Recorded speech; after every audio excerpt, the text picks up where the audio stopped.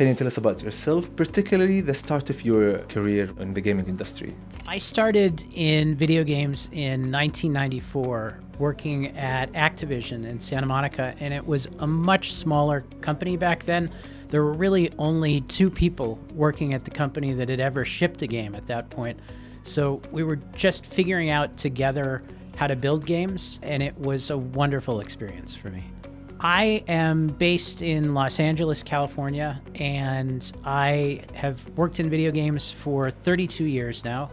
I really enjoy the process of collaborating with other people, and that combination of technical and creative and artistic and business that all comes together in video games has kept me learning and growing for all of those 32 years.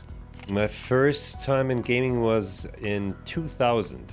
I started with a co-founder back then already, and we were representing a German game publisher called Phenomedia, and we brought a game to the US called The Moorhuhn. And for the US market, we changed it in terms of naming, and we called it a Chicken Hunter to make it a little bit more convenient for people to understand what we're talking about. And that game had its particular quality of being like even more popular and well known in Germany than the German chancellor at that point. So we brought it to the US. We struck deals with websites back then and just created a lot of distribution for it, and millions of people downloaded it. Unfortunately, the company that we represented didn't do too well, and changed career paths there and created my own company, by the way. After the experience with Phenomedia in San Francisco, for 2 years, I was up there for 2 years. I moved down to Los Angeles and started my own company together with some colleagues from Phenomedia out of Germany. And we launched Bluefish Media, basically a syndicated online game portal distribution. We created white label integrations into websites, licensed casual games for download, and integrated white label channels into websites like Microsoft, RTL, and some other ISPs, BSPs, which was very popular back then, in order to help them sell their own services. What was the game or the first project that actually shaped your career? I think the most formative game that I worked on early in my career was a game called MechWarrior 2. And it was a PC game. It's so old now that probably not a lot of people remember it. But there was this moment where the team came together and really rallied behind the vision of shipping this product together in the best, highest quality way that we could. And everybody just put 100% into that. I have so many fond memories of that experience that I've carried with me through the rest of my journey. I've been in the distribution and aggregation field for most of the time. So really the crossover between games, game catalog creation, and online distribution. That's been really my big focus. At some point I also had the special opportunity to co-create a casual game for online distribution. It was a little cooking game, match 3 cooking game, PC game distribution. It was cute. I became the call it executive producer. At that point, I really had no idea what I was talking about. But we made it all up. We created a game. It was successful enough to make our money back, and we had access to distribution, so we knew how to put it out there in the market. At that point, there wasn't that much competition, so it was really, I wouldn't say easy, but it was accessible to put games out there. And from there, the business just continued to flourish and grow. And we had more and more games, and I stuck around. At some point in 2007, we sold the company to Square Enix. Back then it was called SCI Eidos, the Tomb Raider creators. And I got recruited to work at Wild Tangent. And I stayed with Wild Tangent for quite a while until we got acquired in 2019. And so Gamigo was the company that acquired Wild Tangent in 2019. I stayed with Gamigo until August last year, 2024, and launched my own company, Druids, in October, together with 2 other co-founders. During this week, you have met a lot of startups, a lot of founders. What was your impression about them? I met a broad variety of startups, variety in terms of platform, in terms of game genre, in terms of team experience. I think the one thing that stood out across all of them was their level of commitment and their level of talent in trying to be an entrepreneur, build a game, and learn the business side of building games all at the same time. I'm really excited to see how this cohort turns out in terms of what they produce, and I have no doubt that there are going to be some great success stories. It's amazing how courageous they are. It's a big challenge to launch a company, period. It is. And these founders, they're not just launching a company, they're actually relocating in a lot of cases. They're changing their org structure, they're changing where they live. They're taking a big step in order to make their dream come true. So that's very, very impressive. I think it takes a lot of courage and willpower to make that happen and to take that step. And so I'm very, very impressed with the human side of it as an entrepreneur, as a human being. But then on top of that, I have to say each one of those companies that we've talked to are at very different stages of their life cycle. And it's really exciting to see how a lot of them have evolved so professionally and are so advanced. I would say they could easily teach the other ones, frankly, based on the successes, or at least share their own successes. And I certainly hope that there will continue to be a lot of exchange amongst all of the participants in the program, because they can all learn from each other, regardless of where they are, because they all bring a lot to the table. The games are really a lot of fun to play, and I think there are several games that have true potential to be further developed and become financial successes. So it's very encouraging to see this program have such high level of talent participate in, but then also seeing that level of talent being able to get access to such a program that is so rich in content and education and training and support. And yeah, it's been a formidable week here. Great experience from a professional point of view and personal point of view. Did you notice any emerging or recurring ideas through the vision that our startups had? One trend that I noticed in talking to the founders was that they have a lot of thoughts and ideas, development around company culture, but I think the area that for many of them is still an area of opportunity for growth is in publishing, going to market, and coming up with a strategy to really differentiate in the marketplace to succeed. I think one of the hardest things as a developer, as opposed to being a publisher or a marketer, is recognizing that development is only part of the battle, and success also depends on cutting through the noise. And I think all of the groups that I spoke to are conscious that that's a challenge that lies ahead, and to varying degrees, they're starting to prepare for that. But I think that is new for most developers, and it was certainly new for me. So that stuck out as a trend among the groups that I talked to. Certainly, yeah. One item that really struck my attention was the focus on not just being looked at as a MENA-only company. There was a certain level of rejection to just being told, oh yeah, that's actually really good for your region. So there is a self-understanding and a strong personality around being really truly global participants and not just being reduced to a certain region. So that's great. I think it's a very positive and very healthy and an appropriate way of looking at the opportunities that they have. Yeah, I think it's the only way, frankly, to also tap into the global potential of what those games can generate. So that was actually great to have that, positive worldwide view on the business opportunity at hand. Were there any team that actually had a breakthrough or pivot point through this week? One of the things we focused on this week was talking about some of the foundational thought that goes into building studio culture and providing a foundation for scaling a team. And it's something that most teams that dive right into game development don't necessarily take the step back to do. So I'm hopeful that that was helpful. My sense is that all of these teams were able to take their experiences to this point, apply those to help shape their visions and their values, and really deliberately, with thought, start to map out the kind of culture that they want to build at their studios. I think so, yeah, absolutely. I would say two teams really impressed me a lot.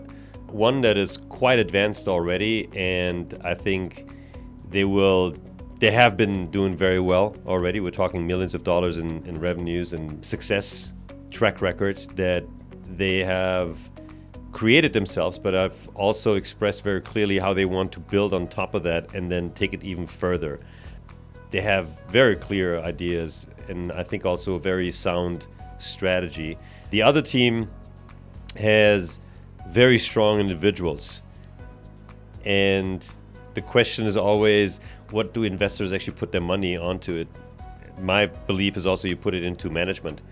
And that team has absolutely solid management with hunger and energy and focus and desire.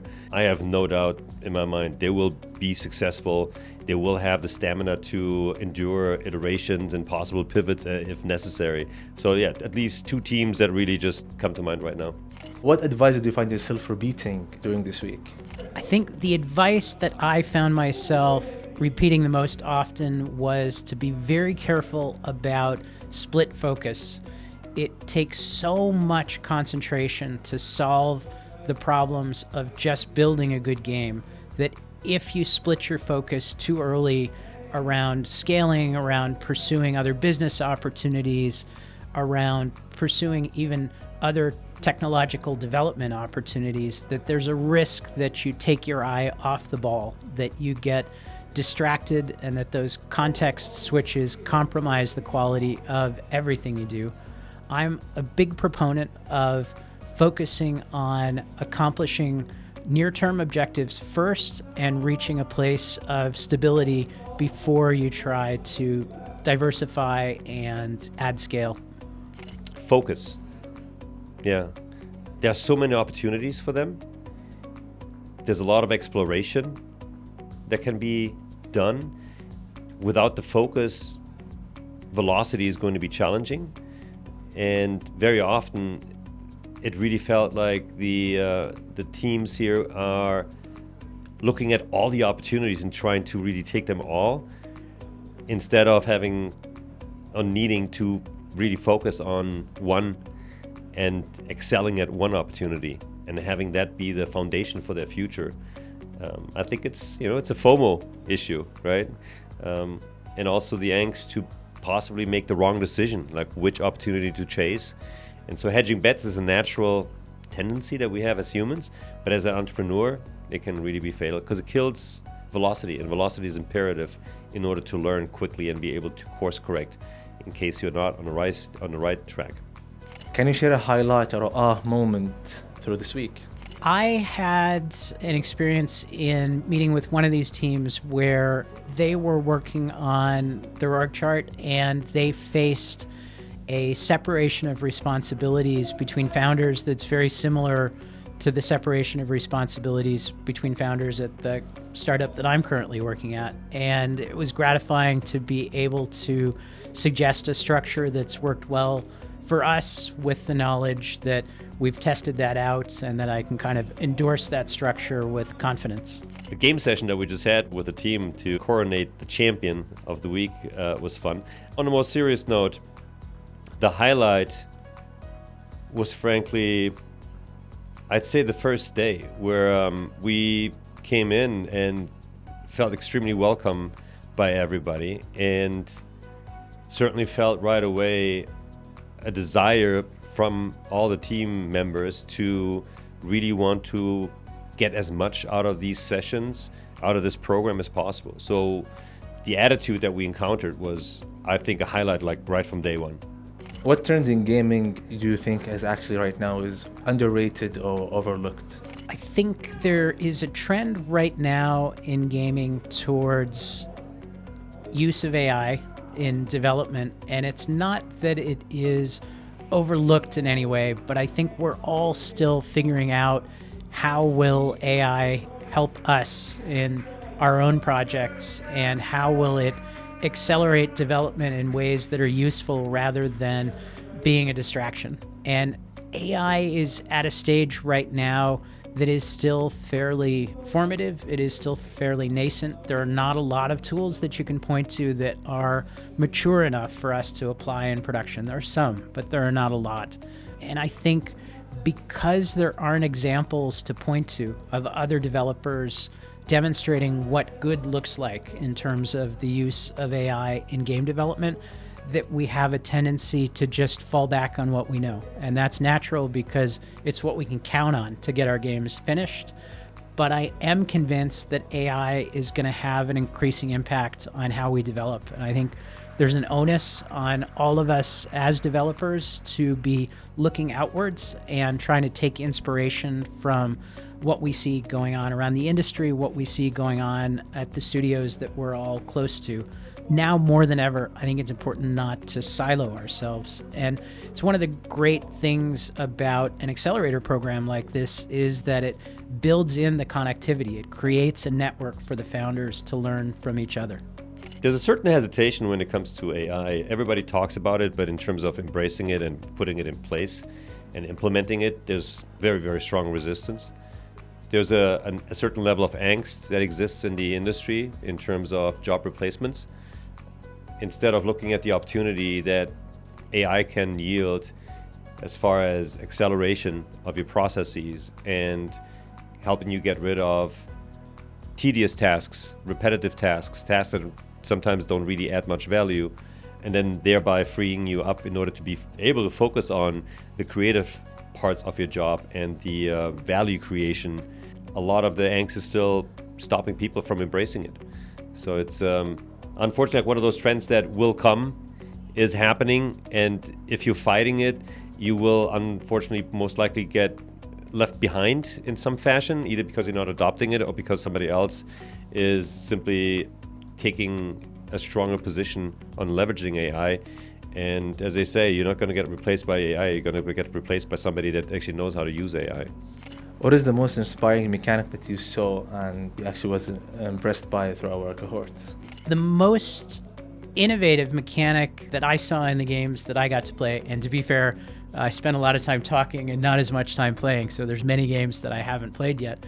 There's a really interesting mechanic around using light to be a motion mechanic and a puzzle solving mechanic in a platformer. And I hadn't seen that before. I think it was really thought-provoking, and I appreciate the creativity that went into that mechanic.